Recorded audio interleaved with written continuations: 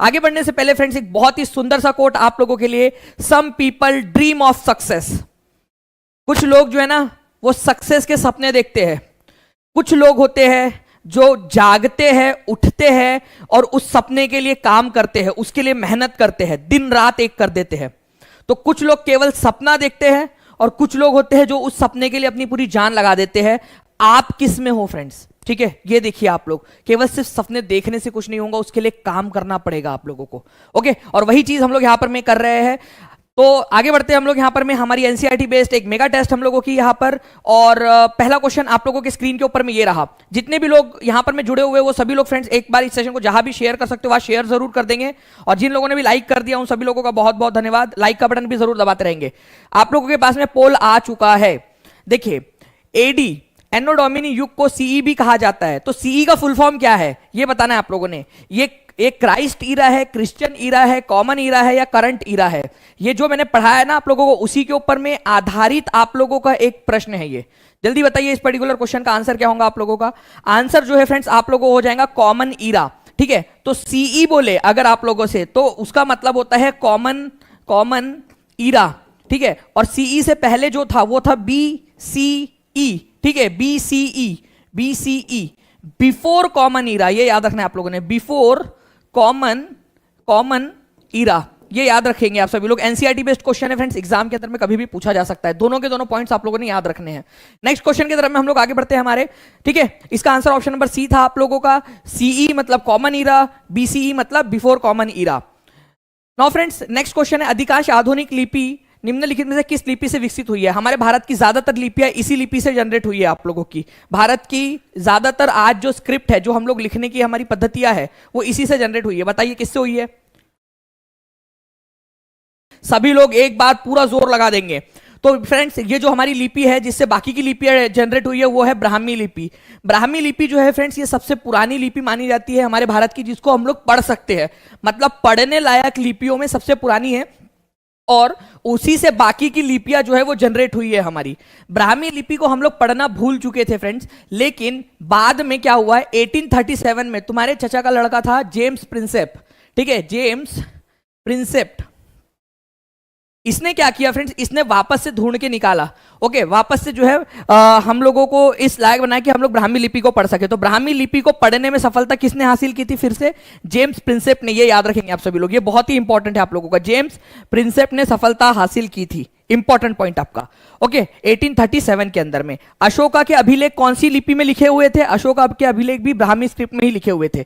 Next question आप लोगों का आपके स्क्रीन के ऊपर में ये रहा फ्रेंड, जल्दी बताइए। भारत यहां पर में मानव इतिहास में कौन सा युग सबसे लंबा है? मानव इतिहास का सबसे लंबा वाला युग कौन सा है ये बताना है आप सभी लोगों ने। मानव इतिहास का सबसे लंबा युग Paleolithic age, Megalithic, Mesolithic, Neolithic. तो सबसे लंबा वाला जो युग है फ्रेंड्स वो है पैलियोलिथिक एज। ठीक है, पैलियोलिथिक। आप लोग यहां पर में इस डायग्राम को देखिए फ्रेंड्स, ये बहुत ही सुंदर सी डायग्राम है। ठीक है, जो आप लोगों के लिए बनाई गई है कि जो प्री हिस्टोरिक पीरियड है हमारा, जब हम लोग नंगू पुंगू पत्थरों के गुफाओं में रहा करते थे, पत्थर के औजारों का इस्तेमाल करते थे, तो पैलियोलिथिक, मेसोलिथिक, नियोलिथिक एज में उसको बांटा जा सकता है। इन तीनों एज में से सबसे लंबा जो कालखंड चला है वो चला है आपका पैलियोलिथिक एज, पूरा पाषाण युग। ये याद रखेंगे आप सभी लोग, सबसे लंबा चला है पूरा पाषाण युग। तो ये याद रखना है आप लोगों ने। आंसर आपका हो जाएगा ऑप्शन नंबर 1। ठीक है, इस पर्टिकुलर क्वेश्चन का तीसरे नंबर का ए आंसर है, पैलियोलिथिक या पूरा पाषाण युग आपका। पृथ्वी की सबसे पतली परत कौन सी है? चौथे नंबर का क्वेश्चन, जल्दी जल्दी से बताइए फ्रेंड्स।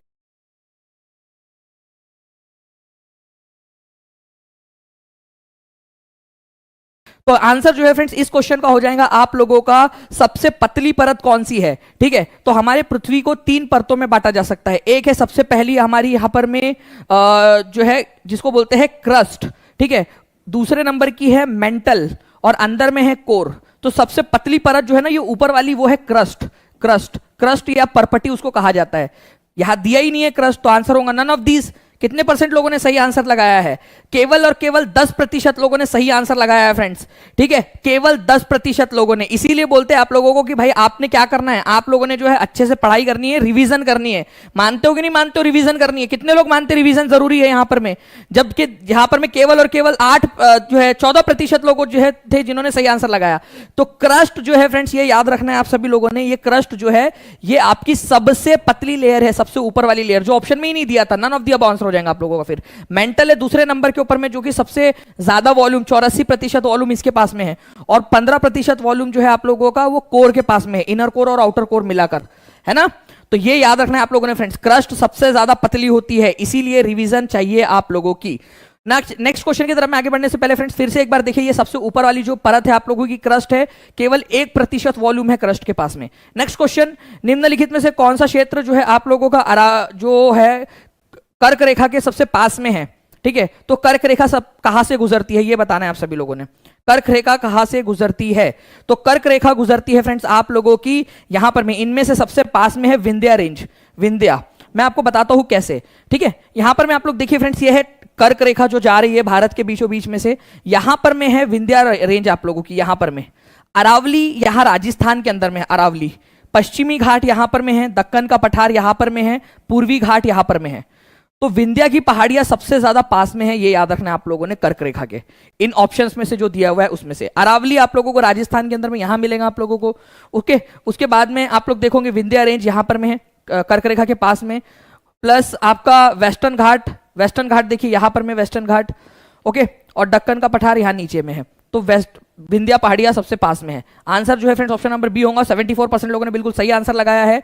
आपको बताना है फ्रेंड्स कि निम्नलिखित को हाल के काल से शुरू करके अवरोही क्रम में लगाइए, मतलब उल्टा क्रम में लगाना है। अच्छे से पढ़िए और आंसर कीजिए इसका जल्दी जल्दी से सभी लोग, उल्टे क्रम में लगाना है सभी लोगों ने। चलिए बहुत बढ़िया फ्रेंड्स, देखिए अगर मैं पर्टिकुलरली बात करूं यहां पर मैं ऋग्वेद की, तो आपको बताया था कि ऋग्वेद की जो रचना है, ठीक है, इसकी रचना करीब 3500 साल पहले हुई है, ठीक है, ईयर्स एगो। ओके, वर्ण व्यवस्था जो है फ्रेंड्स करीब 3000 साल पहले आया था आप लोगों का।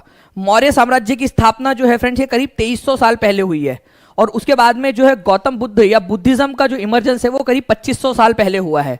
तो सबसे पास में कौन सा है हमारा, क्योंकि उल्टे क्रम में लगाना है आप लोगों ने, तो उल्टे क्रम में लगाना है अगर, तो सबसे पहले आप लोगों का मौर्य साम्राज्य की स्थापना, तो सी पहले आएगा आपका, फिर उसके बाद में आएगा डी, फिर उसके बाद में बी और फिर ए, बी और फिर ए, इस तरीके से आएगा आपका, है ना, उल्टे क्रम में। तो आंसर इसका ऑप्शन नंबर डी होने वाला है। तो ऑप्शन नंबर डी लगाया है 48% लोगों ने। तो कॉन्ग्रेचुलेशन फ्रेंड्स, 48% लोगों ने तो भी कम से कम यहां पर में सही आंसर लगाया है। ऐसे ही आप लोग जो है धमाकेदार तरीके से देखते जाइए कि आप लोगों को कितना सही होता है, सीखते जाइए। दक्कन का पठार जो है फ्रेंड्स आपका बेसाल्ट की चट्टानों से बना है। दक्कन के पठार पर बेसाल्ट चट्टानों की उत्पत्ति ज्वालामुखी से निकलने वाले लावा के जमाव के कारण हुई है। तो दक्कन के पठार पर जो है बेसाल्ट चट्टान पाई जाती है। क्या ये पॉइंट सही है आपका? और दक्कन के पठार पर बेसाल्ट चट्टान जो है वो ज्वालामुखी से निकलने वाले लावा की वजह से बनी है। तो स्टेटमेंट ए और स्टेटमेंट बी, यहां पर मैं देखिए ये ऑप्शन इधर साइड में दिया आप लोगों की, इधर में, ठीक है, 1 2 3 4। तो statement A and B both are correct, statement A and B both are false, A is false, B is false, ठीक है, A is false but B is correct. तो आंसर जो है फ्रेंड्स आप लोगों को एक्चुअल में जो है ना, ये दोनों के दोनों करेक्ट है आप लोगों के। दक्कन का पठार, ठीक है, दक्षिण में जो दक्कन का पठार है आप लोगों का, ये यहाँ पर में बेसाल्ट की चट्टानें आप लोगों की, बेसाल्टिक रॉक से बना है। और ये बेसाल्ट की चट्टानें यहाँ पर में कहाँ से आई? यहाँ पर में ये ज्वालामुखी चट्टानें हैं। ज्वालामुखी के फटने के कारण जो है जो लावा वहां इकट्ठा हुआ था उसके कारण ये चट्टानें बनी थी। कितने प्रतिशत के खिलाफ कमजोर हो गया? हम किस शासक की बात कर रहे हैं? किसका भाई था? मिर्जा कामरान, जिसकी हरकतों के कारण, जिसकी बहुत सारी महत्वाकांक्षाओं के कारण अफगान शासकों के खिलाफ वो कमजोर हो गया। कौन सा मुगल बादशाह था वो, जो जिसका भाई था मिर्जा कामरान? तो मिर्जा कामरान जो है फ्रेंड्स ये हुमायूं का भाई था, ये याद रखना है आप लोगों ने, हुमायूं का भाई, जिसके कारण हुमायूं जो है अफगान जो थे उस समय के सूरी वंश हो चाहे जो दूसरे अफगान शासक हो, उनके खिलाफ कमजोर हो गया।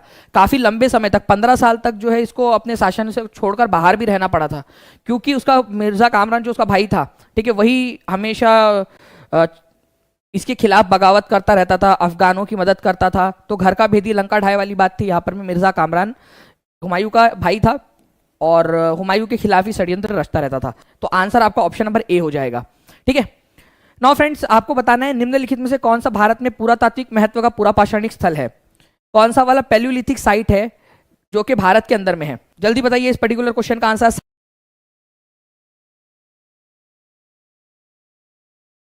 ओके, बहुत चलिए, तो पूरा पाषाणिक स्थल है आप लोगों का। चिरांद जो है फ्रेंड्स बिहार के अंदर में और नौ पाषाणिक स्थल है। बुर्जहोम जो है ये नौ पाषाणिक स्थल है। मेहरगढ़ नौ पाषाणिक स्थल है, ठीक है। हुंजगी नाम की जगह है कर्नाटक के अंदर में, ये पूरा पाषाणिक स्थल की जगह है, मतलब सबसे पुराना वाला जो समय काल था उसकी जगह है। चिरांद क्या है जल्दी बताओ, बुर्जहोम क्या है जल्दी बताओ, और मेहरगढ़ कौन सी वाली है, पैलियोलिथिक, मेसोलिथिक, नियोलिथिक? अभी मैंने आप लोगों को बताया है, तो आप लोगों ने आंसर फिर से करना है फ्रेंड्स। सभी लोग जल्दी जल्दी से आंसर करेंगे इस पर्टिकुलर क्वेश्चन का। बहुत बढ़िया, देखिए very good. Mehrgarh Neolithic site है, बाकी की जो है साइट्स नियोलिथिक है। हुंजगी जो है आप लोगों की पूरा पाषाणिक स्थल है, ये याद रखेंगे आप सभी लोग। नेक्स्ट क्वेश्चन की तरफ में आगे बढ़ते हैं फ्रेंड्स हमारे, ठीक है। ये हुंजगी आप लोगों को मिलेंगी कर्नाटक के अंदर में यहां पर, ओके। चलिए नेक्स्ट है आपका, पृथ्वी की आकृति को जियोइड के रूप में वर्णित किया गया है। पृथ्वी, the shape of earth is described as geoid. पृथ्वी के आकार को जियोइड कहा जाता है। The pole of earth are slightly flattened, ठीक है। पोल्स जो है पृथ्वी के थोड़े से चपटे हैं और पृथ्वी जो है इसी वजह से जियोइड शेप की कहलाती है। जल्दी बताइए कौन सा वाला स्टेटमेंट सही है, जल्दी से। तो यहां पर्टिकुलरली इस क्वेश्चन का जो आंसर है फ्रेंड्स वो आप लोगों का हो जाएगा कि पृथ्वी के शेप को जियोइड कहा जाता है और पोल के पास में पृथ्वी जो है थोड़ी सी चपटी है। तो both A and B are true, मतलब दोनों के दोनों स्टेटमेंट सही है आपके। और दो जो है वो रीजन है ए का, मतलब पृथ्वी को जियोइड क्यों कहा जाता है। ऐसे ही हमारा मन आया यहां पर में कि भाई क्या नाम रखे हमारी पृथ्वी का, राधाबाई, ठीक है, चंपाबाई, क्या नाम रखे हमारी पृथ्वी का। एक काम करते जियोइड रख देते इसके शेप का नाम। ऐसा किया कि हम लोगों ने नहीं, जियोइड इसका क्यों रखा हमने नाम, क्योंकि उसका शेप एक थोड़ा सा अलग है, वो पूरा परफेक्टली स्फीयर नहीं है। पोल के पास में चपटी है और पोल ध्रुवों के पास में पोल आप लोगों के ध्रुवों के पास में चपटी है और इक्वेटर के पास में उभरी हुई है, बलजी है। इसी वजह से जो है फ्रेंड्स इसका नाम जियोइड पड़ा है। तो ये भी सही है, ये भी सही है, और इसी के कारण ये दूसरा वाला जो रीजन है ना, इसी के कारण इसका नाम जियोइड पड़ा है। तो आंसर इसका होगा both 1 and 2 are true and 2 is the correct reason for A. इसका नाम जियोइड रखने का कारण क्या है, क्यों रखा हम लोगों ने इसका नाम जियोइड, क्योंकि ये ऐसे शेप का है, इसी वजह से। ओके याद रखना है आप सभी लोगों ने, इंपॉर्टेंट पॉइंट है, एग्जाम के अंदर में कभी भी पूछा जा सकता है आप सभी लोगों से। ओके तो आंसर इसका हो जाएगा फ्रेंड्स ऑप्शन नंबर ए। कितने परसेंट लोगों ने सही आंसर लगाया है यहां पर में? चलिए, बफरिंग का इशू कुछ लोग बता रहे हैं यहां पर में, एक बार देख लेंगे कि बफरिंग जो है वो आप लोगों की आ रही है क्या। ठीक है, नाउ फ्रेंड्स यहां पर में आप लोग देखिए, अश्वघोष जो एक पोएट था, किसके दरबार में, जिसने किसकी रचना की है। वाह क्या क्वेश्चन है भाई, मतलब जबरदस्त क्वेश्चन, DSSB JEC का क्वेश्चन है आप लोगों का। अश्वघोष, दो क्वेश्चन को एक ही साथ आ गया आप लोगों का, ठीक है। देखिए फ्रेंड्स, अश्वघोष जो है ये आपका जो है कनिष्क का दरबारी कवि था, ठीक है।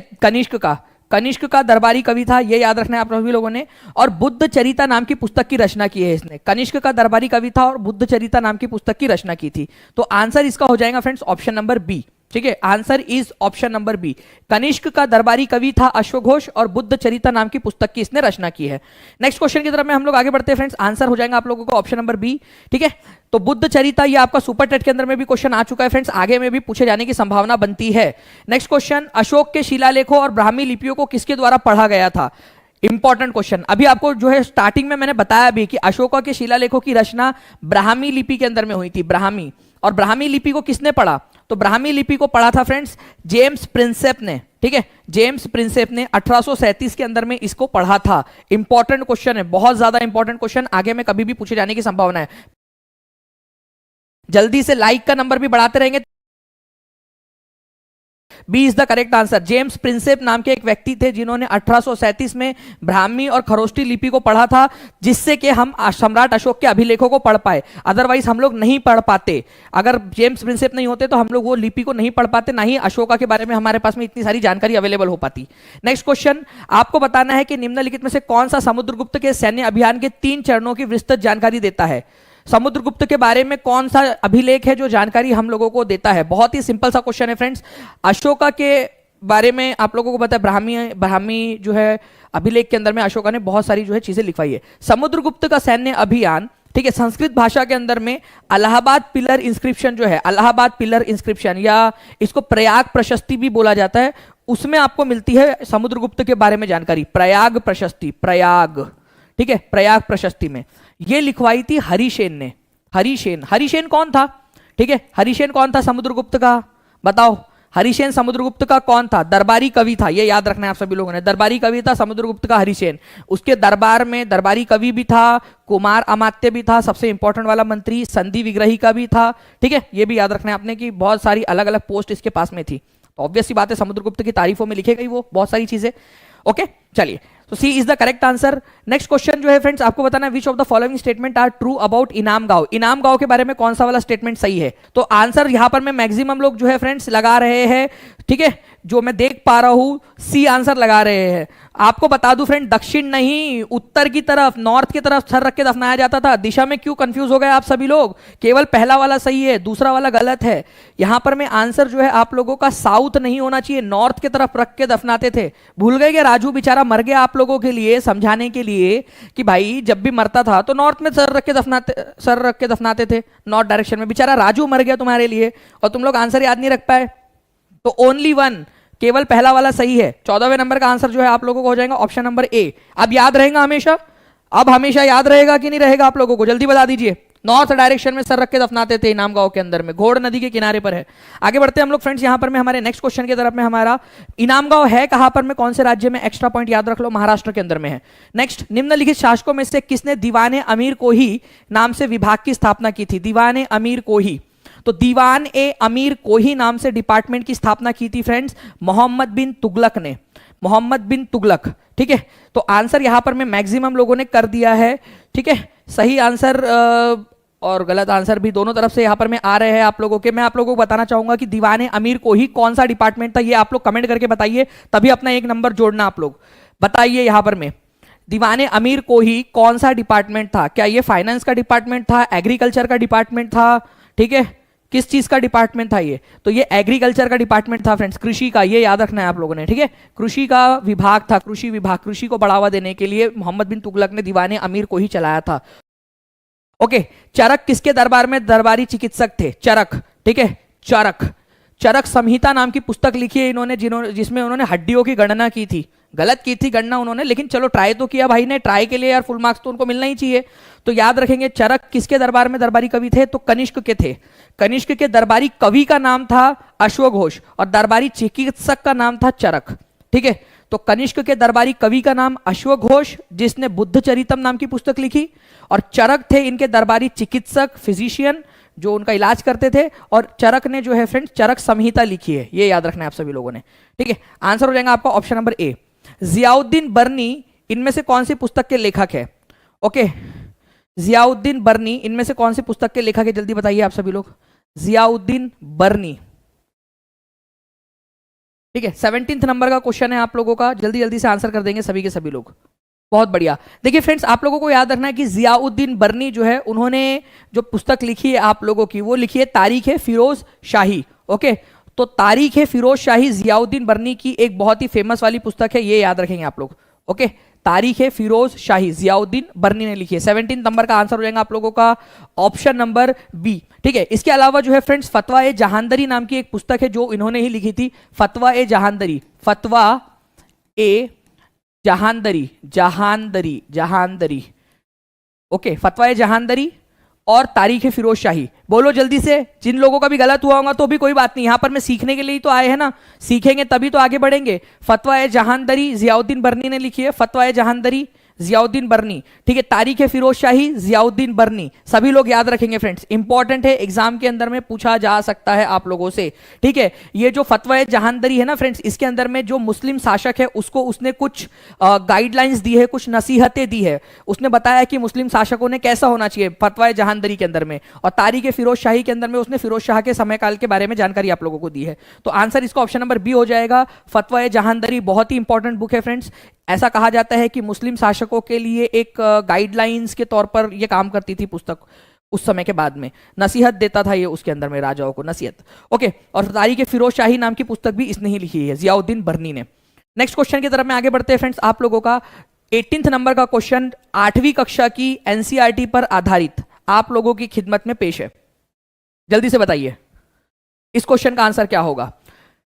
Eight the time of establishment of in 1945, ठीक है, उसकी स्थापना के समय में संयुक्त राष्ट्र में कितने सदस्य थे? तो 1945 में स्थापना हुई थी। अपने आप में एक नंबर का क्वेश्चन यहां बन सकता है कि नहीं बन सकता? हाँ या ना जल्दी बताओ, ये क्वेश्चन बन सकता है कि नहीं बन सकता कि संयुक्त राष्ट्र की स्थापना कब हुई थी? ये क्वेश्चन बन सकता है।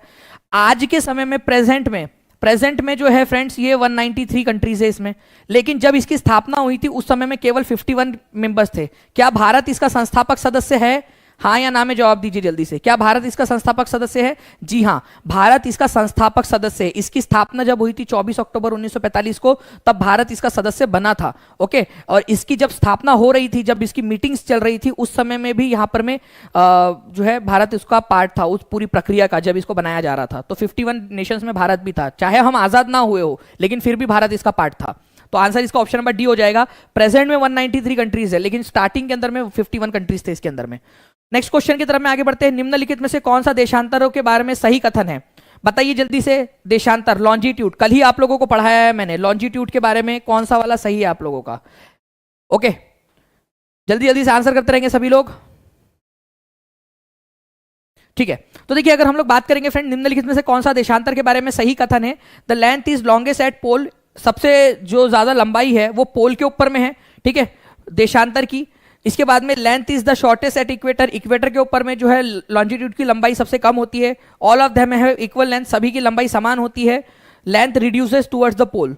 अब देखो फ्रेंड्स, मैं आपको बताना चाहूंगा, एक बात सुनो। लॉन्जिट्यूड जो है वो नॉर्थ पोल से स्टार्ट होते हैं, साउथ पोल पे आकर खत्म हो जाते हैं, सेमी सर्कुलर होते हैं, सेमी सर्कुलर, ठीक है, अर्धवृत्ताकार। तो ये इनका सभी का साइज बराबर होता है, साइज चेंज नहीं होता कभी भी। इन लोगों का साइज और लेंथ कभी भी चेंज नहीं होती। सारे के सारे पूरे 360 जो लॉन्जिट्यूड है, ठीक है, सभी की लेंथ जो है ना, आप लोगों को याद रखना है कि सेम है, ठीक है, लेंथ सेम है सभी की, पूरे के पूरे जितने भी आपके लॉन्जिट्यूड है उन सभी की देशांतरों की लंबाई समान है। तो C is the correct answer. 64% लोगों ने बिल्कुल सही आंसर दिया है फ्रेंड्स, कॉन्ग्रेचुलेशंस। आगे से ध्यान रखना है आप लोगों ने। ओके, चलिए, तो जितने भी आपके देशांतर है उन सभी की लंबाई जो है वो समान है, क्योंकि ये ऊपर नॉर्थ पोल से स्टार्ट होकर साउथ पोल तक जा रहे हैं, सारे के सारे सेमी सर्कुलर है, ठीक है। चलिए नेक्स्ट क्वेश्चन की तरफ में आगे बढ़ते हैं हम लोग फ्रेंड्स। हमारे आपको बताना है कि निम्नलिखित में से कौन सा वाला इनकरेक्ट है, गलत है। ध्यान से समझिए फ्रेंड्स, आपसे इनकरेक्ट बोला है। तो the movement of earth around sun is known as rotation. सूर्य के चारों ओर पृथ्वी की गति को घूर्णन कहा जाता है। पृथ्वी का अपनी धुरी पर घूमना परिक्रमण कहलाता है। जल्दी बताइए इसका आंसर क्या होगा? जब पृथ्वी सूरज के चारों ओर घूमती है उसको घूर्णन कहते हैं, रोटेशन कहते हैं। और पृथ्वी जब अपनी धुरी पर घूमती है, अपने आप में ऐसा गोल गोल रानी इतना इतना पानी करके घूमती रहती है, उसको परिक्रमण कहते हैं। तो फ्रेंड्स, दोनों के दोनों पॉइंट्स गलत है आपके, दोनों के दोनों उल्टा दिया हुआ है, उल्टा दिया हुआ है। इसी वजह से आंसर सी हो जाएगा, बोथ, क्योंकि आपसे तो गलत पूछा था, है ना, आप लोगों से ही पूछा है ना कि गलत कौन सा है, तो दोनों के दोनों गलत है, ठीक है, दोनों के दोनों गलत है। तो ये याद रखना है आप लोगों ने कि आंसर इसका ऑप्शन नंबर सी हो जाएगा। तो सूर्य के चारों ओर पृथ्वी की गति को आप परिक्रमण कहते हो, ये इसको परिक्रमण कहते हैं। और जो घूर्णन है ना, वो अपने आप जब धुरी पर घूमती है, खुद के अराउंड जब गोल गोल घूमती है, उसको घूर्णन या रोटेशन कहा जाता है। इसको याद रखना है फ्रेंड्स। देखो, पृथ्वी अपने खुद का अराउंड घूम रही है, गोल गोल घूम रही है, वो रोटेशन घूर्णन कहलाता है। और पृथ्वी जो सूरज के अराउंड घूम रही है उसको रिवोल्यूशन या फिर आप लोग परिक्रमण कहते हो। ओके, तो ये दोनों पॉइंट्स आप लोगों ने याद रखने हैं, इंपॉर्टेंट है आपका। ओके, दोनों के दोनों जो है अपोजिट दिए हुए हैं, इसी वजह से आंसर इसका ऑप्शन नंबर सी होगा आपका। और गलत आपसे पूछा था, इसी वजह से एग्जाम में आप लोगों ने ध्यान से लगाना है आंसर को। गलत देखे नहीं, कोई बात नहीं अर्चना सिंह जी, अभी नेक्स्ट टाइम से ध्यान रखना, क्योंकि आप जो है जब आप ध्यान रखोगे तभी आप लोग इस तरीके से इसको कर पाओगे। प्रियंका कुमारी सिंह जी व्हाट्सएप कर दीजिए, उसके ऊपर में आपको जानकारी मिल जाएगी। ओके, नेक्स्ट क्वेश्चन की तरफ में आगे बढ़ते हैं फ्रेंड्स। खादर, अच्छा जल्दी से बता देना 20 में से कितना नंबर आया था आप लोगों का, 20 में से कितना स्कोर आया है, ये भी आप लोग कमेंट करके बता दीजिए मुझे, ठीक है। खादर और भांगार निम्नलिखित में से किस प्रकार की मिट्टी है? खादर और भंगार किस प्रकार की मिट्टी है, ये बताते रहेंगे आप सभी लोग, ठीक है। काली मिट्टी, एल्यूवियल जलोढ़ मिट्टी, लाल मिट्टी या लेटराइट, कौन से वाले मिट्टी का प्रकार है खादर और भंगार? तो खादर और भंगार ये आप लोगों की जो है फ्रेंड्स एलुवियल सॉइल, जलोढ़ मिट्टी का प्रकार है। इसमें से कौन सी वाली पुरानी मिट्टी है और कौन सी वाली नई मिट्टी है, ये भी बता दीजिए। अभी इतना खर्चा हो गया है तो जल्दी जल्दी बता दो कि कौन सी न्यू प्रकार की मिट्टी है और कौन सी जो है पुराने प्रकार की मिट्टी है। तो आपकी जो खादर है फ्रेंड्स ये न्यू है, नई वाली मिट्टी है, नई वाली जलोढ़ मिट्टी। और भांगर जो है आप लोगों की ओल्ड एलुवियल सॉइल है। दोनों के दोनों पॉइंट्स इंपॉर्टेंट है, याद रखेंगे आप सभी लोग, ठीक है। चलो आगे बढ़ते हैं फ्रेंड्स। आप लोगों का खादर पुरानी वाली मिट्टी, भांगर जो है आप लोगों की न्यू वाली मिट्टी है एल्यूवियल सॉइल के प्रकार में। Next, Llanos, steppe, prairies, weld. Option eliminate करके आप लोग कोशिश कीजिए फ्रेंड्स यहां पर में कैसे आंसर लगाया जा सकता है। आप लोगों का यूपी पीसीएस सिविल सर्विसेज 2016 में आया था, एनसीईआरटी बेस्ड क्वेश्चन है। कोशिश करना है आप लोगों ने कि इसका आंसर क्या होगा आपका। लानोस, ठीक है, लानोस आप याद रखिए फ्रेंड्स, वेनेजुएला में पाए जाते हैं, वेनेजुएला। और वेनेजुएला जो है वो साउथ अमेरिका की एक कंट्री है, साउथ अमेरिका, दक्षिण अमेरिका की कंट्री। तो लानोस साउथ अमेरिका में पाए जाते हैं, ठीक है। वेल्ट जो है फ्रेंड्स वो दक्षिण अफ्रीका में पाए जाते हैं। तो अफ्रीका दक्षिण अफ्रीका मतलब अफ्रीका, ठीक है, दक्षिण अफ्रीका। तो एक ही जोड़ी 4 के साथ और डी की जोड़ी 2 के साथ, एक ही जोड़ी 4 के साथ, डी की जोड़ी जो है 2 के साथ। तो 4 2, देखिए यहां 4 है, यहां 2 है, ठीक है, यहां 4 और 1 है, तो ये आंसर नहीं हो सकता तीसरा वाला। 4 है और 2 है, ठीक है। तो आप लोगों का एक ऑप्शन एलिमिनेट हो गया, ऑप्शन नंबर 3 एलिमिनेट हो गया। ऑप्शन नंबर 3 कोई नहीं लगाएगा अब, ठीक है। आपका देखिए यहां पर में जो 13% लोग लगा चुके हैं उनका गलत हो गया है। अब बाकी में देखेंगे यहां पर में फ्रेंड्स, प्रेरीज नॉर्थ अमेरिका में बोला जाता है, प्रेरीज घास के मैदान उत्तरी अमेरिका में है आप लोगों के। सी की जोड़ी लगेंगी 1 के साथ में, ठीक है। तो सी की जोड़ी 1 के साथ में केवल एक जगह पे लगी थी और ये क्लीन बोल्ड। आप लोगों का आंसर आपके सामने आ चुका है, clean sweep, okay. Prairies north America में। आपको याद रखना है कि नॉर्थ अमेरिका के लोग प्रेयर कर रहे हैं कि अगले जन्म हमें ड्रम चच्चा ना दीजो, अब आगे से कभी भी ट्रम्प को जिता के नहीं लाना है करके। तो प्रेरीज जो है फ्रेंड्स नॉर्थ अमेरिका की, प्रेयर कर रहे हैं वो लोग, प्रेरीज घास के मैदान, ओके। तो नॉर्थ अमेरिका में है, याद रखेंगे। स्टेपी जो है फ्रेंड्स वैसे तो सेंट्रल एशिया में पाया जाता है, लेकिन इसका कुछ हिस्सा यूरोप में भी जाता है, इसी वजह से मैंने उससे एलिमिनेट नहीं किया आपका। स्टेपी सेंट्रल एशिया, मध्य एशिया में पाया जाता है और कुछ हिस्सा इसका यूरोप के अंदर में भी पाया जाता है, इस वजह से इसका आंसर आपका बी की जोड़ी 3 के साथ में लगेंगी, ठीक है। चलो नाउ फ्रेंड, निम्नलिखित में से कौन पल्लवों की राजधानी थी? सभी लोगों ने आंसर करना है। 1750 लोग हो गए हैं, 250 की जरूरत है। और लाइक का नंबर भी बढ़ाते रहेंगे फ्रेंड, जितने भी लोग देख रहे हैं। जिन लोगों ने टीचिंग परीक्षा चैनल को सब्सक्राइब नहीं किया है वो लोग चैनल को सब्सक्राइब भी जरूर कर लीजिए। बताइए इस पर्टिकुलर क्वेश्चन का आंसर क्या होगा आप लोगों का। इसका आंसर होगा फ्रेंड्स आपका कि भाई पल्लवों की राजधानी थी आपकी कांचीपुरम, ठीक है, कांचीपुरम, कांचीरे कांचीरे, ठीक है। तो कांचीपुरम आप लोगों का आंसर होने वाला है, पल्लवों की राजधानी। रायचूर दो आब, दो आब का मतलब क्या होता है? दो आब, ठीक है, आब मतलब पानी और दो आब मतलब दो पानी के बीच का एरिया। तो रायचूर दो आब, बताओ कौन से दो नदियों के बीच का इलाका है? रायचूर दो आब। ये भी क्वेश्चन काफी सारे एग्जाम्स में पूछा जाता है, तो आप लोग जल्दी से बताएंगे रायचूर दो आब कौन से दो नदियों के बीच का इलाका है। आप लोगों का कॉन्फिडेंस बढ़ रहा है कि नहीं बढ़ रहा है? जैसे जैसे रिवीजन कर रहे हो बढ़ रहा है ना आपका कॉन्फिडेंस, आप आंसर कर पा रहे हो, आप जब ऑप्शन देख रहे हो तो उसको भी बता पा रहे हो आप लोग कि क्या होगा। जैसे कृष्णा तुंगभद्रा की लाइन लगा दी है आप लोगों ने, ओके। तो कृष्णा और तुंगभद्रा नदी के बीच में है, कृष्णा और तुंगभद्रा, तुंग, ठीक है, तुंगभद्रा, ठीक है, तुंगभद्रा। ये तुंगभद्रा नदी जो है फ्रेंड्स ये कृष्णा की ही सहायक नदी है, ये याद रखना है आप लोगों ने, बाद में जाकर कृष्णा में ही मिल जाती है। नेक्स्ट क्वेश्चन की तरफ में आगे बढ़ते हैं हम लोग। यहां पर में ये कांची आप लोग देख रहे हो फ्रेंड्स, यहां पर में ये पल्लव लोगों की राजधानी थी। भारत में क्रिप्स मिशन के समय ब्रिटिश प्रधानमंत्री कौन थे? ये क्रिप्स मिशन भारत में आया कब था ये भी बता देना मुझे, ठीक है। क्रिप्स मिशन कौन से साल में भारत में आया था? इंपॉर्टेंट क्वेश्चन है, ठीक है। क्रिप्स मिशन भारत में कब आया था ये बताएंगे आप सभी लोग, और इसके अलावा ये भी बताएंगे कि भाई उस समय ब्रिटेन के प्रधानमंत्री कौन थे। अगर हिम्मत है तो ये भी बता दो कि उस समय में भारत का वायसराय कौन था। तो देखिए फ्रेंड्स, क्रिप्स मिशन आया था भारत के अंदर में मार्च, ठीक है, 1946 में, 1946 के अंदर में, ये याद रखेंगे आप सभी लोग। मार्च 1946 के अंदर में क्रिप्स मिशन भारत आया। उस समय में फ्रेंड्स ब्रिटेन के प्रधानमंत्री थे क्लीमेंट एटली, भारत की आजादी के समय में भी यही थे, इन्होंने ही भेजा था अपने मंत्रिमंडल, ठीक है। अच्छा, यहां पर में क्रिप्स मिशन आप लोगों से पूछा गया है, ठीक है, क्रिप्स मिशन। तो एक सेकेंड फ्रेंड्स, क्रिप्स मिशन जो है आप लोगों का ये था 1942 का आप लोगों का, ठीक है, क्रिप्स मिशन 1942 का, और उस समय में थे विंस्टन चर्चिल आप लोगों के, विंस्टन चर्चिल। अब मैं आपका यहां पर मैं दोनों के दोनों पॉइंट क्लियर कर ही देता हूं, फिर से ये क्वेश्चन आप लोगों से पूछ लूंगा, ठीक है।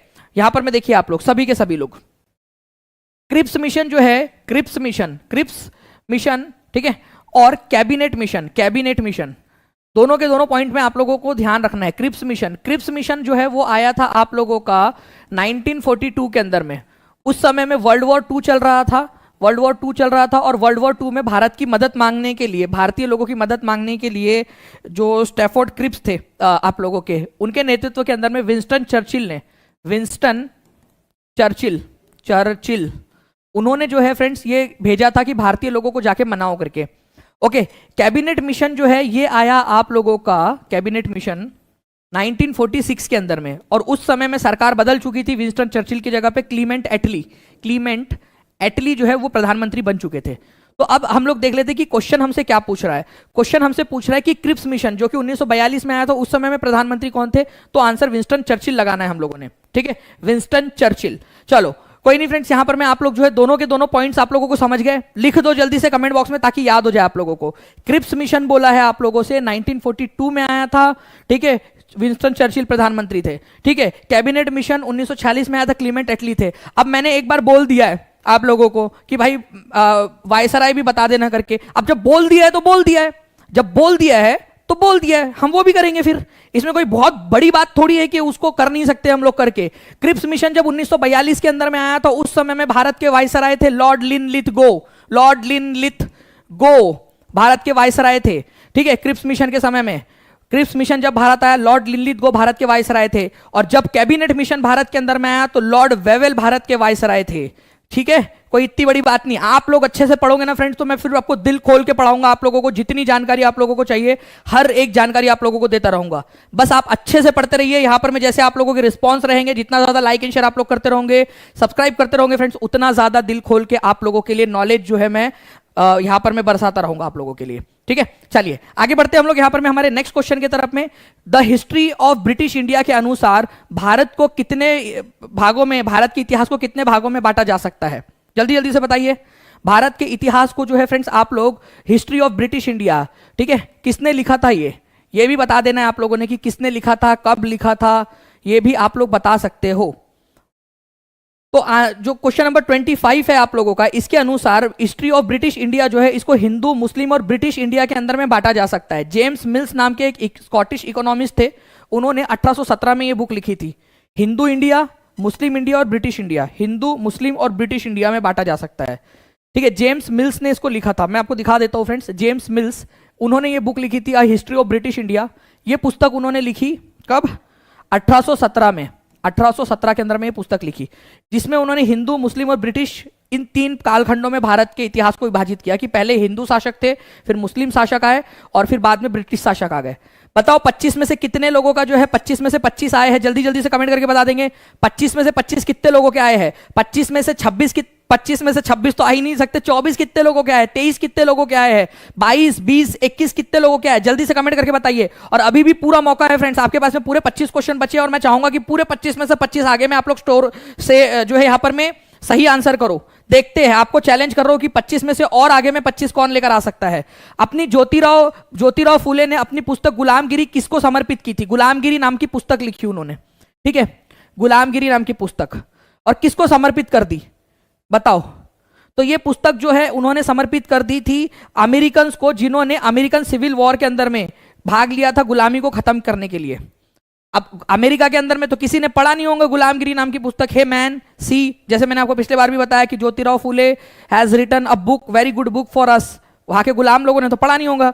बेसिकली उनका मकसद था भारतीय लोगों में चेतना जगाना, भारत के लोगों के अंदर में चेतना जगाना कि भाई जैसे अमेरिका के लोगों ने गुलामी को खत्म किया है, वहां पर में एक क्रांति लाकर भारत के अंदर में भी गुलामी को, जो जाति प्रथा के नाम पर भारत में गुलामी चल रही है, उसको खत्म करने की जरूरत है। ये उन्होंने किया था, तो अमेरिका के लोगों को समर्पित किया था उन्होंने, ठीक है। तो आंसर इसका ऑप्शन नंबर डी होगा। कितने प्रतिशत लोगों ने सही आंसर दिया है? Please can we have this stats? D, 82% लोगों ने आंसर दिया है। नाउ फ्रेंड्स आगे बढ़ते हैं। किस राष्ट्रीय आंदोलन को वंदे मातरम आंदोलन के नाम से भी जाना जाता था? वंदे मातरम आंदोलन, मैं आपको हिंट देता हूं फ्रेंड्स, ये आंदोलन 1905 में स्टार्ट हुआ था। ये आंदोलन बंगाल के विभाजन के बाद स्टार्ट हुआ था। दोनों हिंट आपको दे दिया मैंने, ठीक है, 2 हिंट दिया है आप लोगों को कि ये आंदोलन बंगाल के विभाजन के बाद स्टार्ट हुआ था और, ठीक है, 1905 में हुआ था। स्वदेशी आंदोलन, स्वदेशी आंदोलन, या फिर आप लोग इसको जो है फ्रेंड्स बाइकॉट मूवमेंट भी बोलते हो आप लोग, जिसके अंदर में हम लोगों ने केवल स्वदेशी जो चीजें हैं, जो भारत में बनी चीजें, उनका इस्तेमाल करने का आग्रह किया सभी लोगों से। स्वदेशी आंदोलन जो है बंगाल के इलाके में शुरू हुआ था, बंगाल विभाजन के विरोध में। उसी को आंध्रा के इलाके में वंदे मातरम आंदोलन के नाम से भी जाना जाता था, आंध्र प्रदेश के इलाके के अंदर में। तो B is the correct answer. तो वंदे मातरम आंदोलन के नाम से जाना जाता था इसको आंध्रा के इलाके में, डेल्टा वाला जो इलाका था, समुद्री किनारे वाला इलाका, ठीक है। सर्वोपरिता की नीति अपनाने वाला अंग्रेज गवर्नर जनरल कौन था? पैरामाउंटसी।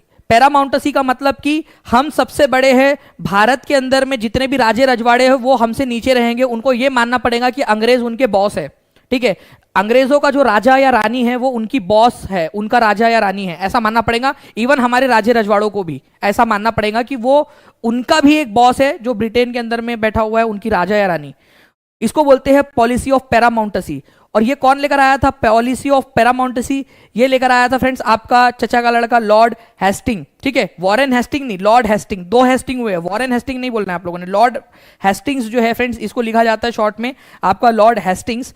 ठीक है, तो 1813 से 1823 के बीच में इसने भारत के अंदर में जो है बंगाल का गवर्नर जनरल था ये, और इसने ही पैरामाउंटसी की नीति लेकर आया था, सर्वोपरिता की नीति। एनसीईआरटी में दिया हुआ है, डायरेक्ट याद रखेंगे, लॉर्ड हेस्टिंग्स ने लेकर आया था पैरामाउंटसी की नीति। ठीक है, सर्वोपरिता की, भारत के अंदर में जितने भी राजे रजवाड़े वो सारे सारे के सारे ब्रिटेन के राजा के या जो भी रानी रहेंगी उसके नीचे रहेंगे।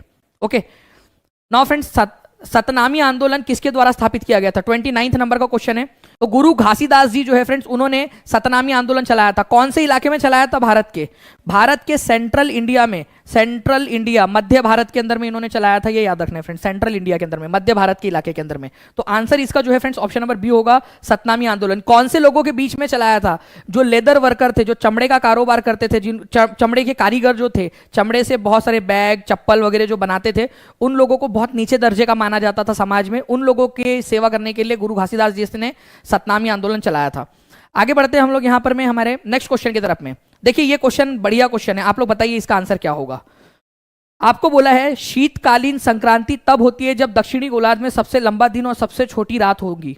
ठीक है, विंटर सोल्स्टिटाइज जो है फ्रेंड्स सदर्न हेमिस्फीयर में जब होगा, जब लंबा दिन होगा और छोटी रातें होंगी।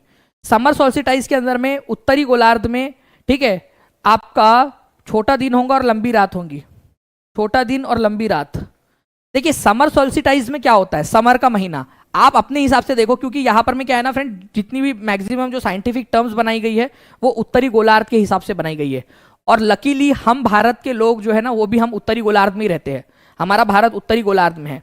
तो समर सोल्स्टिटाइज मतलब कि गर्मी के मौसम में बताओ छोटा दिन होता है क्या हमारे भारत के अंदर में, उत्तरी गोलार्ध में छोटा दिन होता है या लंबा दिन होता है?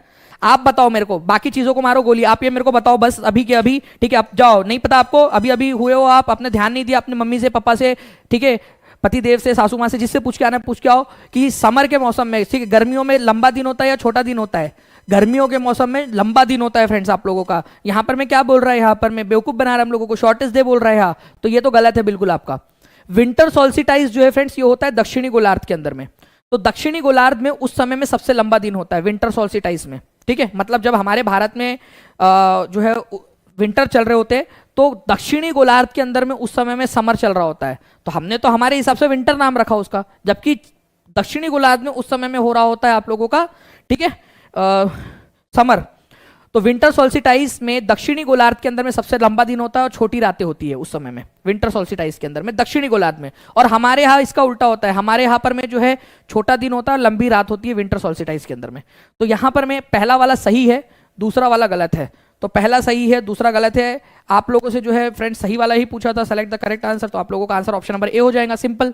ठीक है, कितने लोगों ने सही किया था, ये कितने लोगों ने सही आंसर किया है इसका देख लेते हैं। यहाँ पर में हमारा केवल और केवल जो है फ्रेंड्स 30% लोगों ने सही आंसर लगाया है, 30% लोगों ने, ठीक है, 30% लोगों ने सही आंसर लगाया है। नेक्स्ट टाइम ध्यान रखोगे इसका आप लोग, ठीक है। चलो, वेद समाज, प्रार्थना समाज, सिंह सभा पूछा गया क्वेश्चन है फ्रेंड्स, एनसीईआरटी बेस्ड क्वेश्चन, जल्दी बताइए इसका आंसर क्या होगा आपका। देखिए अगर मैं बात करूं फ्रेंड्स वेदा समाज की, प्रार्थना समाज की, सिंह सभा की, तो वेद समाज जो है आप लोगों ने याद रखना है फ्रेंड्स, ये आपका स्थापित हुआ था मद्रास के अंदर में, मद्रास प्रेसिडेंसी में इसकी स्थापना हुई थी। तो एक ही जोड़ी दो के साथ लगने वाली है, तो यहां पर मैं ये ऑप्शन नंबर 1 तो आंसर हो ही नहीं सकता, ऑप्शन एलिमिनेशन की टेक्निक। प्रार्थना समाज, इसकी स्थापना जो है हुई थी बॉम्बे में, ठीक है, बॉम्बे के अंदर में इसकी स्थापना हुई थी, एमजी रानाडे ने इसकी स्थापना की थी। तो बी की जोड़ी 3 के साथ लगेंगी, बी की जोड़ी 3 के साथ में केवल और केवल एक जगह पे ही लगी है, तो आंसर आपको मिल गया, बाकी के ऑप्शन एलिमिनेट हो गए। अब सिंह सभा, सिंह सभा आंदोलन जो है फ्रेंड्स ये सिखों के अंदर में किया गया आंदोलन था। सिख समुदाय के अंदर में जितनी भी कुरीतियां फैली हुई थी, अंधविश्वास फैला हुआ था, उसको खत्म करने के लिए सिंह सभा आंदोलन चलाया गया आपका। एक आंदोलन जो है फ्रेंड्स अमृतसर में चलाया गया था 1871 में, और एक आंदोलन 1879 के अंदर में लाहौर में भी चलाया गया। तो लाहौर में भी सिंह सभा आंदोलन चलाया गया था, इसी वजह से जो है सिंह सभा आंदोलन की जोड़ी लाहौर के साथ में भी लग सकती है। वैसे अमृतसर के अंदर में पहला सिंह सभा आंदोलन हुआ था आपका, तो सी की जोड़ी 1 के साथ में, तो आंसर इसका ऑप्शन नंबर 3 होगा आपका। ओके चलिए नेक्स्ट क्वेश्चन 32वें नंबर का क्वेश्चन है आपका, किसी भारतीय महिला की पहली ज्ञात आत्मकथा कौन सी है? SSC GD previous year paper में पूछा गया है, सीटेट के अंदर में पूछा गया है, रीट के एग्जाम में पूछा गया है, और पता नहीं कितने सारे और एग्जाम्स के अंदर में ये क्वेश्चन पूछा गया आप लोगों का। बताइए इसका आंसर क्या होगा। तो देखिए फ्रेंड्स, किसी भारतीय महिला की पहली ज्ञात आत्मकथा कौन सी है? तो पहली आत्मकथा है फ्रेंड्स अमार जीवन। किसने लिखी है यह आप लोग कमेंट करके बताएंगे कि किसने लिखी है। अमार जीवन नाम की आत्मकथा किसने लिखी है? Who is the writer of Amar Jiban, मेरा जीवन नाम की आत्मकथा, बंगाली भाषा के अंदर में। ठीक है, तो जल्दी से आप लोग आंसर कर देंगे क्योंकि ये भी क्वेश्चन बन सकता है आप लोगों का। राज सुंदरी देवी, वेरी गुड फ्रेंड्स। ठीक है, तो C is the correct answer. राज सुंदरी देवी जो है उन्होंने लिखी है बंगाली भाषा में अमार जीवन, और किसी भी महिला के द्वारा लिखी गई पहली आत्मकथा 1876 में लिखी गई थी। किस अधिनियम ने बंगाल के गवर्नर जनरल को भारत का गवर्नर जनरल बना दिया? ठीक है, बंगाल का जो गवर्नर जनरल था उसको भारत का गवर्नर जनरल बोला जाने लगा अब, और वो हुआ था फ्रेंड्स 1833 में, 1833 में। 1773 में बंगाल का जो गवर्नर होता था उसको बंगाल का गवर्नर जनरल बोला जाने लगा। Governor general of Bengal Warren Hastings थे, Lord Warren Hastings governor general of Bengal बने थे वो। फिर गवर्नर जनरल ऑफ बंगाल के पद को ही बदलकर भारत का गवर्नर जनरल कर दिया गया, गवर्नर जनरल ऑफ इंडिया 1833 में। और गवर्नर जनरल ऑफ इंडिया का पद को बदलकर वायसराय कब कर दिया गया था ये बताइए। वायसराय के नाम से कब बदल दिया गया? वायसराय, तो वायसराय के नाम के अंदर में बदल दिया गया था फ्रेंड्स आप लोगों का 1858 के अंदर में। ठीक है, चलो नेक्स्ट क्वेश्चन की तरफ में आगे बढ़ते हैं हम लोग यहां पर में। तो 1833 का चार्टर एक्ट बंगाल के गवर्नर जनरल को भारत का गवर्नर जनरल बनाया गया, ये याद रखना है आपने। कौन सी अक्षांश रेखा भारत के मध्य से होकर देश की जलवायु को प्रभावित करती है? कौन सी अक्षांश रेखा है इनमें से जो भारत के मध्य से होकर गुजरती है? ठीक है, ये हमारी दुनिया है, ये हमारा इक्वेटर है, और यहां पर में है हमारा भारत। ठीक है, थोड़ा सा अच्छे से बना देते भारत को। ठीक है, ये सबसे बेस्ट तरीके का भारत जो बन सकता है भाई मेरे से, ठीक है, वो है ये। ओके चलिए, तो यहां से जो है फ्रेंड्स हमारी जाती है कर्क रेखा। ये है इक्वेटर, 0 डिग्री वाला इक्वेटर है यहां पर में। ये 23.5 डिग्री जो है नॉर्थ वाली लाइन है आपकी, जिसको ट्रॉपिक ऑफ कैंसर भी बोला जाता है। तो ट्रॉपिक ऑफ कैंसर कर्क रेखा जो है भारत में से जाती है। 80% लोगों ने बिल्कुल अब तक से यहाँ पर में सही आंसर दिया है फ्रेंड्स। ओके, तो ट्रॉपिक ऑफ कैंसर भारत के मध्य से जाती है, और इसी की वजह से भारत की जलवायु भी प्रभावित होती है। ठीक है, ये याद रखना है आपने। आंसर होगा आपका ऑप्शन नंबर सी, भारत के मध्य में से जाती है। सबसे लंबी जो है आप लोगों की ट्रॉपिक ऑफ कैंसर की सबसे लंबी लेंथ आपको मिलेंगी फ्रेंड्स मध्य प्रदेश में, और सबसे छोटी मिलेगी राजस्थान के अंदर में। यह भी याद रखना है आप सभी लोगों ने।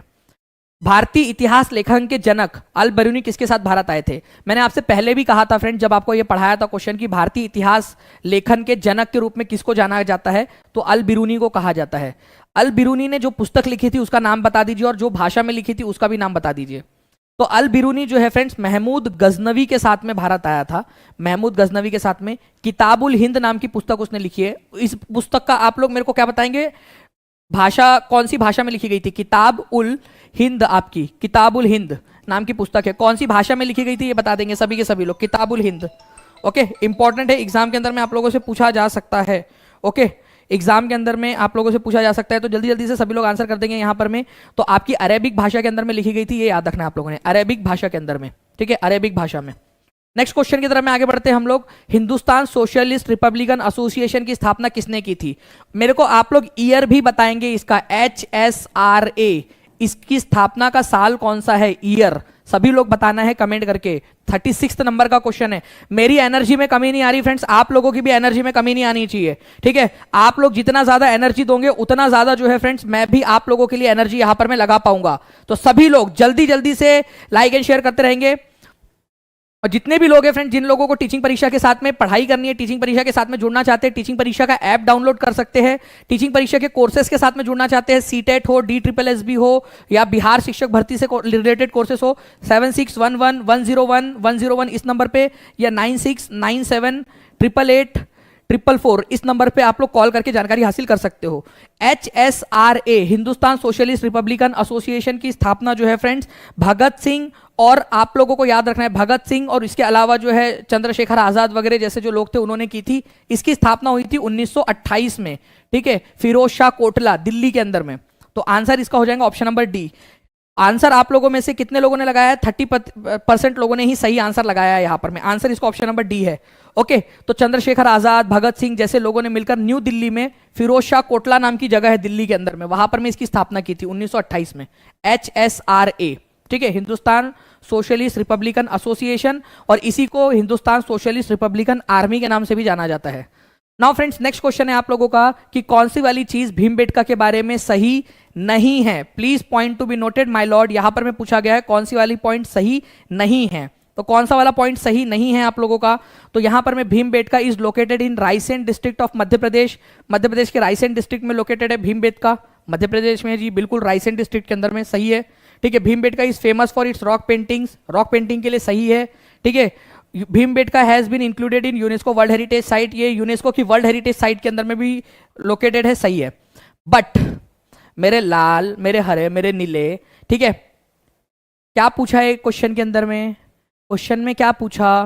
क्वेश्चन में पूछा कौन सा वाला सही नहीं है, ठीक है, कौन सा वाला सही नहीं है आप लोगों का, ये पूछा है आप लोगों से।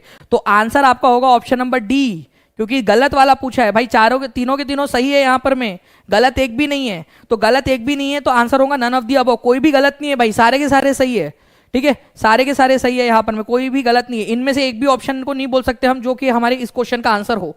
ओके, तो इस तरह से आप लोगों ने एग्जाम के लिए अपने माइंड को प्रिपेयर करना है। ओके, बहुत बहुत शुक्रिया फ्रेंड्स आपका। जल्दी जल्दी से सभी लोग अपना अपना योगदान यहां पर में देते रहेंगे। मैं आपको बता दूं कि जो गलत हो रहा है ना, उससे घबराना नहीं, उससे ना प्रेरणा लेनी है कि आप लोगों के माइंड में जो है वो न्यूरॉन्स बन रहे हैं। अब जब एग्जाम में आप लोग करोगे तो आपका ध्यान रहेगा कि सही बोला है या गलत पूछा है आप लोगों से, हाँ पूछा है या नहीं पूछा है, आप लोगों को अब याद रहेगा। तो इससे घबराना नहीं बिल्कुल भी, इससे प्रेरणा लेनी है कि इससे आप और ज्यादा बेहतर कर पाओगे आप लोग एग्जाम के अंदर में, ठीक है। चलिए नेक्स्ट क्वेश्चन की तरफ में हम लोग यहां पर में आगे बढ़ते हैं। हमारे इस क्वेश्चन का आंसर डी था। टेम्परेट जोन या समशीतोष्ण क्षेत्र कहां पर में पाया जाता है, ये बताइए आप लोग। समशीतोष्ण क्षेत्र, टेम्परेट जोन, टेम्परेट जोन, और काफी सारे बच्चे जो है फ्रेंड्स इसमें कंफ्यूज रहते हैं। टेम्परेट जोन, जल्दी से बताइए टेम्परेट जोन कहां पर में पाया जाता है आप लोगों का? Okay, temperate zone. और कितने लोग चाहते हैं कि ऐसे ही और भी सेशंस आप लोगों के लिए लूं मैं, जिसके अंदर में पोल के थ्रू हम लोग रिवीजन करें, फास्ट रिवीजन जो जो हम लोगों ने पढ़ा हुआ है वो मुझे कमेंट करके जरूर बताएंगे। ओके, जल्दी जल्दी से बताते रहिए आप सभी लोग। देखिए फ्रेंड्स, अगर हम लोग बात करें यहां पर में हमारे समशीतोष्ण क्षेत्र की, टेम्परेट जोन की, तो टेम्परेट जोन जो है फ्रेंड्स आप लोगों का ये पाया जाता है ट्रॉपिक ऑफ कैंसर से आर्कटिक सर्कल के बीच में, ठीक है, और ट्रॉपिक ऑफ कैप्रिकॉर्न और अंटार्कटिक सर्कल के बीच में, ठीक है। ट्रॉपिक ऑफ कैंसर और आर्कटिक सर्कल के बीच वाला क्षेत्र जो है आप लोगों का, ध्यान से समझिए आप सभी लोग, ओके, ध्यान से समझेंगे। ये आपका 0 डिग्री, यहां पर मैं आप लोगों को ट्रॉपिक ऑफ कैंसर, और ये यहां पर मैं आपका Arctic circle, okay, Arctic circle, इसके बीच वाले को आप लोग बोलेंगे टेम्परेट जोन। बिल्कुल सेम पद्धति में ट्रॉपिक ऑफ कैप्रिकॉर्न, मकर रेखा, और आर्कटिक वर्त, ठीक है, यहां पर में इस वाले क्षेत्र को भी आप लोग क्या बोलते हो, इस वाले क्षेत्र को भी आप लोग बोलते हो समशीतोष्ण क्षेत्र, ठीक है, टेम्परेट जोन। तो बी भी सही है यहां पर में, और सी भी यहां पर में सही है आप लोगों का। तो निम्नलिखित में से किन अक्षांशों के बीच समशीतोष्ण क्षेत्र स्थित है, बोला है ना आप लोगों से। बी और सी दोनों के दोनों यहां पर में सही है आप लोगों के। तो जिसने भी बी आंसर लगाया है और जिसने भी सी आंसर लगाया है, ठीक है, वो दोनों का सही है यहां पर में। आप लोग ऐसा समझ लीजिए यहां पर में कि आपका सही है, ठीक है।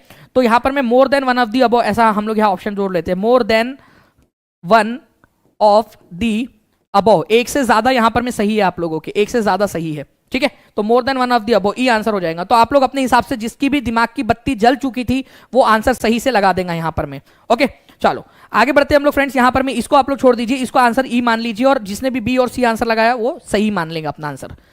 तो ट्रॉपिक ऑफ कैंसर से आर्कटिक सर्कल के बीच में, ट्रॉपिक ऑफ कैप्रिकॉर्न से अंटार्कटिक सर्कल के बीच में आप लोगों का टेम्परेट जोन पाया जाता है। भारत की प्रधान मध्याह्न रेखा निम्नलिखित में से किस राज्य से होकर नहीं गुजरती है, ठीक है। Prime meridian of India, prime meridian नहीं बोलते उसको, इंग्लिश में जो प्रॉपर इंग्लिश है आप लोगों का वो है standard meridian of India, standard meridian of India, ठीक है। भारत की प्रधान मध्याह्न रेखा जिसका अक्षांश है 82.5 डिग्री, ठीक है, ईस्ट, 82.5 डिग्री ईस्ट, जहां से हमारा समय डिसाइड होता है, वो कितने राज्यों से होकर जाती है? जल्दी जल्दी बताओ। वो जाती है 5 राज्यों से होकर, 5। ठीक है, उत्तर प्रदेश, मध्य प्रदेश है, छत्तीसगढ़ है, लेकिन तमिलनाडु उसमें नहीं है। तो आंसर आपका ऑप्शन नंबर डी हो जाएगा। 66% लोगों ने सही आंसर दिया है, जबकि ये बहुत ही इजी क्वेश्चन था। कौन कौन से 5 राज्य है मेरे साथ में दोहराओ? यूपी है, एमपी है, ठीक है, छत्तीसगढ़ है, उड़ीसा राज्य है आप लोगों का, और आंध्र प्रदेश है। ये 5 राज्य है जिनमें से जाती है। ओके, ये याद रखना है आप सभी लोगों ने। मध्याह्न रेखा आप लोगों की मैप के थ्रू आप लोग देख सकते हो फ्रेंड्स यहां पर में कि 23.5 डिग्री ईस्ट वाली लाइन, ये आपका 82.5 डिग्री ईस्ट वाली लाइन 82 डिग्री और 30 मिनट, इसी को आप लोग 82.5 डिग्री ईस्ट भी लिख सकते हो आप लोग। इसका लॉजिक आपको बताया हुआ है मैंने ऑलरेडी। तो यहां पर में आप लोग देखोगे फ्रेंड्स, ये आप लोगों का ये उत्तर प्रदेश है, मध्य प्रदेश है, छत्तीसगढ़, उड़ीसा और आंध्र प्रदेश, इसमें से जाती है लाइन। 40वें नंबर का क्वेश्चन है, इसका आंसर आप लोग कीजिए जल्दी से। यहां पर में 40th नंबर का 1600 प्लस लाइक्स हो चुके हैं फ्रेंड, 400 की कमी है। जल्दी जल्दी से सभी के सभी लोग लाइक एंड शेयर करते रहेंगे, सभी के सभी। ओके, तो यहां पर में आंसर क्या होगा आपका? देखिए, कॉपर, टिन, गोल्ड, तांबा, टिन और गोल्ड हड़प्पा सभ्यता के समय में कहां से आते थे? तो कॉपर जो है फ्रेंड्स आपको याद रखना है, जो तांबा है आप लोगों का, ठीक है, ये कहां से आता था? टिन कहां से आता था? गोल्ड कहां से आता था? गोल्ड जो है वो कर्नाटक से आता था, वो तो बिल्कुल सही है। ठीक है, तो जहां 3 नहीं है वो आंसर नहीं हो सकता आपका, ए तो आंसर बिल्कुल नहीं हो सकता। ठीक है, तांबा कहां से आता था, टिन कहां से आता था, ये आप लोगों ने यहां पर में बताना है। ओके, चलिए बहुत बढ़िया फ्रेंड्स। यहां पर मैं मेरे पास में कंटिन्यूअसली आप लोगों के आंसर्स आते जा रहे हैं। और आप लोग देखिए फ्रेंड्स, कॉपर अगर मैं आप लोगों से बात करूं, जो तांबा है, ओके, कॉपर, तांबा राजस्थान और ओमान से आता था, राजस्थान और ओमान से। ठीक है, राजस्थान और ओमान से आता था, ये याद रखना है आप लोगों ने, राजस्थान और ओमान। ओमान जो है एक आपका पश्चिम एशियाई देश है। टिन की बात करूं आप लोगों से फ्रेंड्स, तो अफगानिस्तान और ईरान से आता था, अफगानिस्तान और ईरान से। ठीक है, तो ये भी आप लोगों का गलत हो जाएगा, उल्टा दिया हुआ है, सोना सही है केवल यहां पर में। तो आंसर इसका होगा आपका ऑप्शन नंबर सी। ये क्वेश्चन मैं आपको रिपीट इसलिए बता रहा हूं फ्रेंड्स यहां, क्योंकि आपको याद होना चाहिए। ये आपकी एनसीईआरटी के अंदर में लिस्ट दी गई है एक, प्लीज इस लिस्ट को ध्यान से देखिए आप लोग। मैं आपको बता दूं फ्रेंड्स कि दानिश शेख जो टेलीग्राम ग्रुप है, DANISH ये ग्रुप, और टीचिंग परीक्षा का जो टेलीग्राम ग्रुप है, दोनों ही ग्रुप के ऊपर में ये आपको मिल जाएगा यहां पर में, ये वाली लिस्ट। प्लीज टीम इसको शेयर कर देना सबके साथ में, ताकि बच्चे जो है वो इसको रिवाइज कर सके बार बार। ओके, नेक्स्ट जो है फ्रेंड्स पॉइंट की तरफ में हम लोग यहां पर में आगे बढ़ते हैं। हमारे मगध से होकर कौन सी नदियां बहती है? 41st नंबर का क्वेश्चन आपका।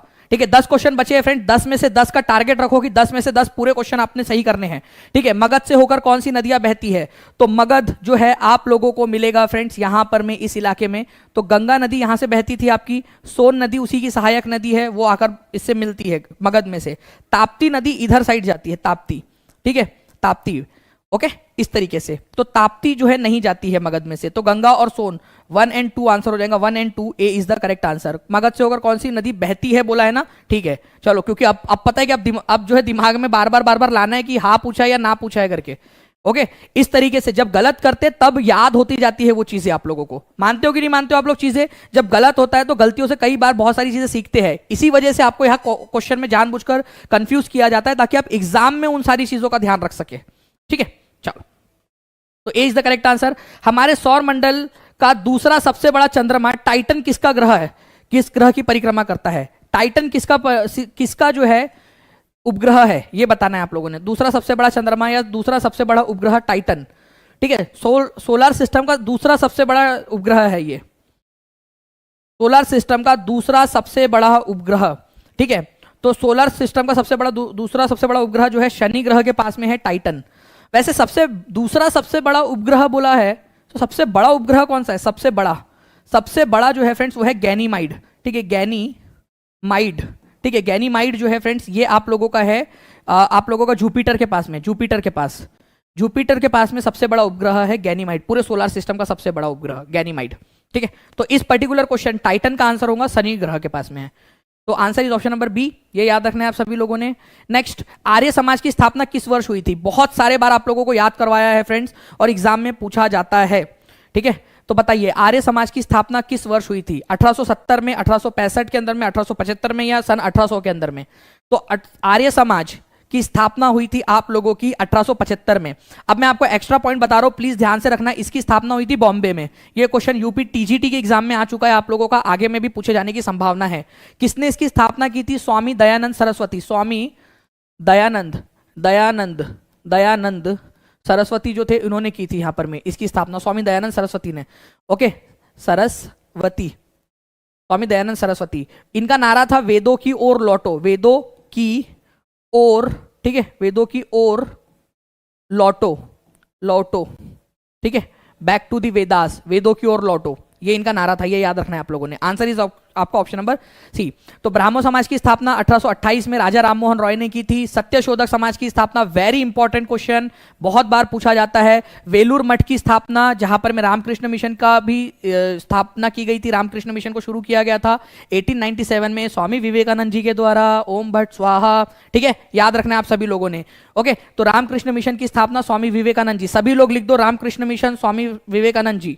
ओके, अभिनव भारत संस्थान, पता है ना आप लोगों को, ये क्वेश्चन बिहार के बीपीएससी के पीसीएस में आया था, Vinayak Damodar Savarkar. Servants of India society, very important, 1905 Gopal Krishna Gokhale. याद करो बीपीएससी के एग्जाम के अंदर में आया कि गदर पार्टी की स्थापना कहां पर में हुई थी? 1913 के अंदर में यूएसए सैन फ्रांसिस्को में हुई थी। Lala Hardayal one of the founder थे इसके।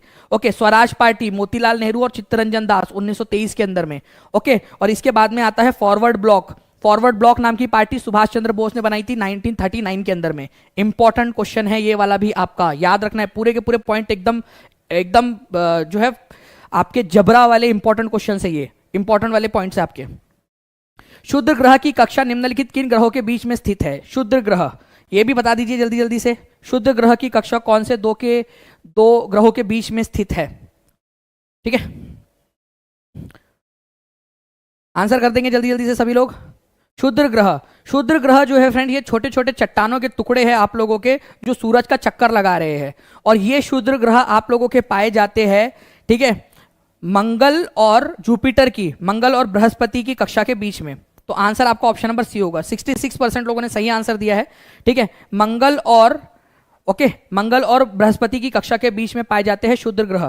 क्षुद्र ग्रह क्या होते हैं आप लोगों के? यहाँ पर में देखिए, ये मंगल की कक्षा है, ये जुपिटर की कक्षा है, छोटे छोटे चट्टानों के टुकड़े हैं जो गोल गोल सूरज का चक्कर लगा रहे हैं, इस तरीके से गोल गोल जो है सूरज का चक्कर लगा रहे हैं उसी कक्षा के अंदर में, ठीक है। चलिए, उसके बाद में जो है फ्रेंड्स आप लोगों को बताना है कि संगम जो कविताओं में किन 3 राजवंशों को मूवेंडर कहा गया है? संगम कविताओं में 3 राजवंशों को मूवेंडर कहा गया है, चेर, पाल और राष्ट्रकूट। ए, बी, सी और डी यहां पर मैं आप लोगों को दिया गया फ्रेंड्स, आपको बताइए इसका आंसर क्या होगा आपका, ठीक है। चलिए, और आप लोगों के लिए गुड न्यूज ये है फ्रेंड्स, ठीक है, जो कि आप लोगों को स्क्रीन के ऊपर में भी दिख गया होगा कि टीचिंग परीक्षा की टीम इतनी ज्यादा सुपर फास्ट है, और यहाँ पर मैं जो है हमारे 2 बहुत ही इंपॉर्टेंट लोग हैं, उनका बहुत बहुत शुक्रिया अदा करना चाहूंगा। आभा शुक्ला जी यहाँ पर में जिन्होंने इसके अंदर में कंट्रीब्यूट किया है, और पूजा चौहान मैम, ठीक है, इनका भी यहाँ पर मैं शुक्रिया अदा करना चाहूंगा। पूजा मैम तो बिहार शिक्षक भर्ती के अंदर में सेलेक्ट भी हो चुकी है आपकी, ठीक है, और टीपी के साथ में भी जुड़ी हुई है काफ़ी लंबे समय से। तो ये भी आप लोग जो है फ्रेंड्स याद रखोगे कि पूरी टीम मेहनत करती है आप लोगों के लिए, और मुझे यहाँ पर मैं बताया गया कि इसकी टेस्ट बन चुकी है सर, बच्चों को दे देना करके टेस्ट बन चुकी है आपकी, तो आपको टेस्ट मिलेंगे। अच्छा, यहाँ पर मैं देखिए एक और इन्होंने अपडेट कर दिया है, क्लास में पढ़ाते पढ़ाते यहाँ पर मैं पीछे से जो है फ्रेंड्स, ठीक है, आपका ये हो चुका है। यहाँ का ऐसा टेलीग्राम पर टेस्ट लिंक शेयर कर दिया है, क्लास के एंड में पिन कर दीजिएगा, ठीक है मैम, कर देंगे ताकि मुझे याद रहे। उन्होंने यहाँ लिख दिया स्क्रीन के ऊपर में। Thank you very much Pooja ma'am. Chola, Chera और पांड्या, इनको कहा जाता है फ्रेंड्स मूवेंडर, ये याद रखेंगे आप लोग, चोल, चेर और पांड्या। आगे बढ़ते हैं हम लोग यहाँ पर में हमारे नेक्स्ट क्वेश्चन की तरफ में। ओके, दहलीए कुनाह और जहांपनाह क्या थे? 45वां नंबर का क्वेश्चन, दहलीए कुनाह, ठीक है। कांग्रेचुलेशन पूजा मैम, कांग्रेचुलेशन आभा मैम। चलो यहाँ पर में सभी लोग लिख देंगे, एक बार उनको भी थैंक यू लिख देंगे आप लोग वहां पर में, ठीक है, आभा मैम को, पूजा मैम दोनों को यहाँ पर में। देखिए, दहलीए कुनाह और जहांपनाह नाम का जो शहर है आप लोगों का, क्या थे ये?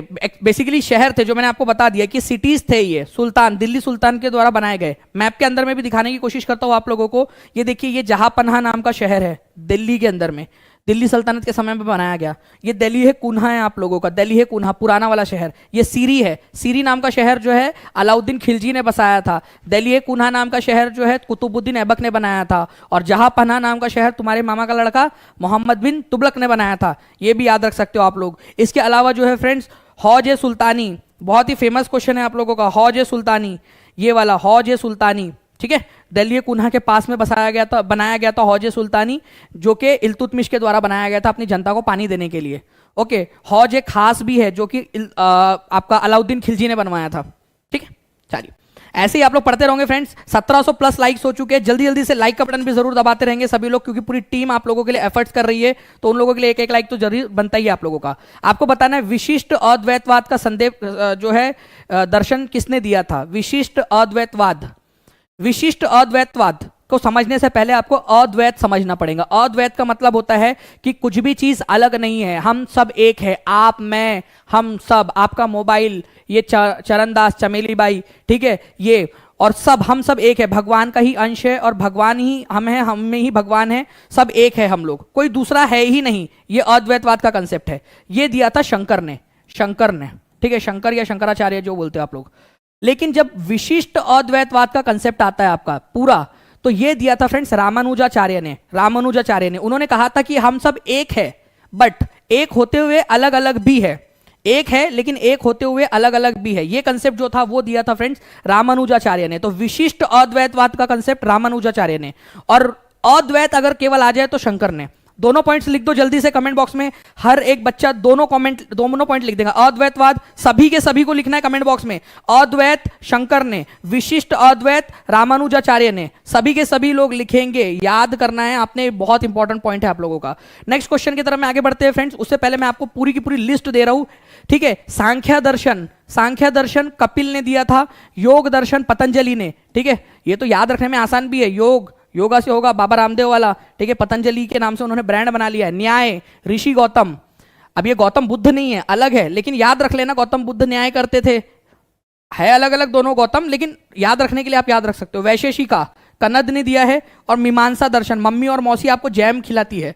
अद्वैत शंकर या शंकराचार्य, द्वैत माधवाचार्य, माधवाचार्य बोलता है कि भाई ये लोग ना सब पगला गए, ठीक है। रामा बोलता है कि अद्वैत वाले लोग जो है ना और विशिष्ट अद्वैत वाले पगला गए, ऐसा कुछ नहीं है भाई, सब अलग अलग है, भगवान अलग है, तुम अलग हो, सब अलग अलग है। चरणदास, ठीक है, चमेली बाई, तुम दोनों भी अलग अलग हो, ऐसा मत समझना खुश हो जा रहे कि दोनों के दोनों एक है करके, ओके, दोनों अलग अलग हो। तो द्वैतवाद का कंसेप्ट माधवाचार्य ने दिया था। माधवाचार्य बोले कि भाई कुछ भी नहीं है करके, ये सब फालतू की बातें है। चलो, तो ये आ सकता है कभी एक आध बार एग्जाम में, द्वैतवाद का कंसेप्ट किसने दिया था भाई? डुअलिज्म, सब अलग अलग है, माधवाचार्य ने दिया करके, आप लोग बता देना उसको। नेक्स्ट क्वेश्चन की तरफ में आगे बढ़े हम लोग यहाँ पर में फ्रेंड्स। 48 नंबर का क्वेश्चन आप लोगों का, निम्नलिखित में से कौन सा पुराने वलित पर्वत का उदाहरण है? ठीक है, ओल्ड फोल्ड माउंटेन, ठीक है, फोल्ड माउंटेन का एग्जांपल। सबसे पहले तो फोल्ड माउंटेन क्या होता है ये देखिए आप लोग, एक तरीके से टेक्टोनिक प्लेट्स एक दूसरे के ऊपर में जब मूव करती है ना, ऐसे धीरे धीरे धीरे धीरे एक टेक्टोनिक प्लेट दूसरे टेक्टोनिक प्लेट के ऊपर में मूव कर रही है, तो उससे देखिए यहां पर में पहाड़ नुमा एक शेप बन रहा है आपका, इसको वलित पर्वत बोला जाता है, ठीक है, वलित पर्वत, फोल्ड माउंटेन। अब जो बहुत समय पहले, लाखों साल करोड़ों साल पहले जो है फोल्ड माउंटेन बने थे, उनको आप लोग उनसे वो पूछा जा रहा है आपसे, वोस्जेस पहली बात तो ब्लॉक माउंटेन है, फोल्ड माउंटेन है ही नहीं, इसको तो उड़ा दो पहले आप लोग। किलिमंजारो ये वोल्केनो से बना हुआ माउंटेन है, वोल्केनिक माउंटेन है, वोल्केनिक ज्वालामुखी से बना हुआ है, इसको भी उड़ा दो। हिमालय जो है फोल्ड है लेकिन यंग है, यंग फोल्ड माउंटेन है, यंग वाला, तो इसको उड़ा दो, ये फोल्ड माउंटेन है, वलित है लेकिन यंग है, ठीक है। यूराल जो है ये फोल्ड माउंटेन है और ओल्ड भी है, पुराना वलित पर्वत। कितने लोगों ने सही आंसर दिया था?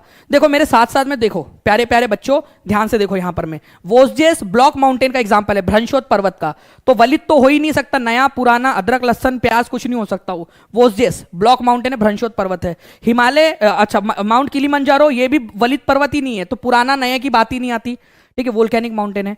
हिमालय और यूराल दोनों फोल्ड है, हिमालय नया वाला वलित पर्वत है, यंग फोल्ड माउंटेन है, और यूराल जो है वो ओल्ड फोल्ड माउंटेन है। ये समझ में आया सभी लोगों को? जल्दी बताओ। ओके, तो C is the correct answer. Next, निम्नलिखित में से किस क्षेत्र को विश्व का फलोद्यान कहा जाता है? 49 नंबर का क्वेश्चन है फ्रेंड्स। मैं चाहता हूं यहां पर में जब हम लोग 50वें नंबर के क्वेश्चन पर हो तो आप लोगों ने सारे टारगेट्स कंप्लीट कर दिए हो, सभी के सभी लोग, ठीक है।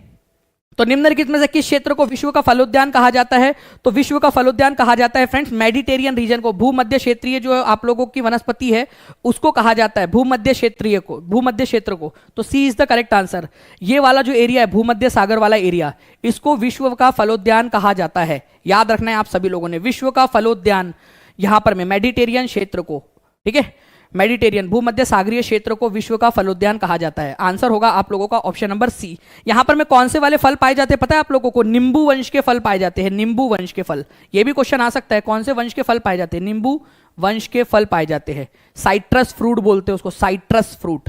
ओके चलिए नाउ फ्रेंड नेक्स्ट क्वेश्चन है, सैयद वंश की स्थापना किसने की थी? यूपी पीईटी 2023 के अंदर में क्वेश्चन आया सेकंड शिफ्ट में। और आप बताओ यार ये क्वेश्चन आपको बताया कि नहीं बताया? बार बार पढ़ाया है कि नहीं पढ़ाया? क्वेश्चन आपको पढ़ाया है ना आप लोगों को? तो यूपी पीईटी अभी 28 तारीख को ये क्वेश्चन आया आप लोगों का। जितने भी लोग हैं फ्रेंड जो टीचिंग परीक्षा के साथ जुड़ना चाहते हैं, टीचिंग परीक्षा ऐप जरूर डाउनलोड कर लीजिए आप सभी लोग।